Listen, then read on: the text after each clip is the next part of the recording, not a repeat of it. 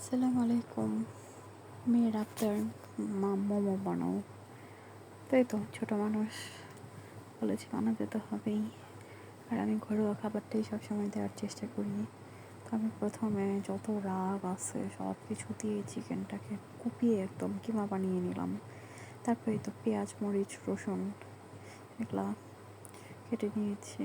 আর এই কিমাটার সাথে ঘরোয়া উপকরণে ঝাল মশলা সব একদম কম দিব, কারণ আমার মেয়ে খাবে তাই।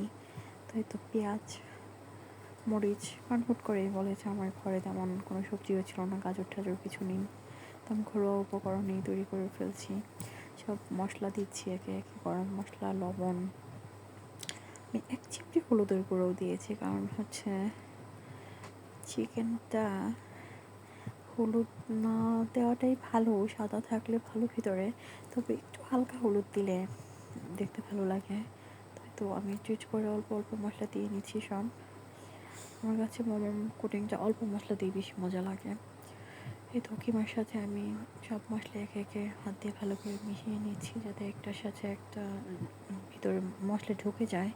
তো এইভাবে মাখানোর পর আমি এটাকে কিছুক্ষণ রেস্টে দিয়ে রেখে দিব। আর অপর দিকে আমি আটা আগেই গুলে রেখে দিয়েছিলাম। ওইটা ডোটা আমি এখন হাত দিয়ে ভালোভাবে মথে নিয়ে এটা থেকে ছোট ছোট লেচি কেটে নেব। কিছু লেচি কেটে নিয়ে এটা থেকে আমি মোমোর পাতলা শীটটা তৈরি করে নিব, যত পাতলা করে ফেলা যায়। সম্পূর্ণ রুটিটা দিলেও কাটা যায়, তবে আমি এটাকে একদম ছোটো ছোটো গোল গোল করে লেচি বানিয়ে নিয়েছি। তো দেখুন এইভাবে ছোটো ছোটো করে নিয়েছি ফুচকার মতো শেপে। তো এটাকে আমি বেলে নিয়েছি একদম পাতলা করে। তো আমি কোটিংটা দিয়ে দিচ্ছি এখন। দেওয়ার পর আমি এই মোমোর ভাঁজটা দিয়ে নিব। যদিও মোমোর ভাঁজটা আমার তেমন একটা সুন্দর হয় না, তারপরেও আমি আস্তে আস্তে করে চেষ্টা করছি। তো একটু পর সকলে আমি আস্তে আস্তে করে এভাবে ভাঁজ করে নেব।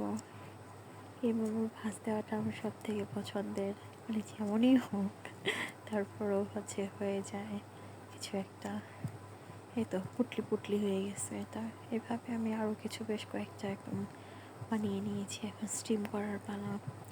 আমি চুলাতে স্টিম করতে দিব, এখন পানি বসিয়ে দিয়েছিলাম আগেই। তো আমি সবগুলো মোমো একে একে দিয়ে দিয়েছি। এখন এগুলাকে একটু নাড়াচাড়া করে দিয়ে আমি এখানে ডিপিং সসটা বানিয়ে নিচ্ছি। এটার সাথে আমি রসুন মরিচ হালকা মধু আর গরম তেল দিয়ে দিলাম। এই সসটা আমার সব থেকে পছন্দের। আর চিলি ফ্লেক্সগুলো মরিচটা বড় বড়ই থেকে গেছে, এটা আমি হাত দিয়ে বেশি করে গলাইনি, কারণ এটা পরে ফেলে দিতে সুবিধা হবে। তাই ভালো থাকবেন। আসসালামু আলাইকুম।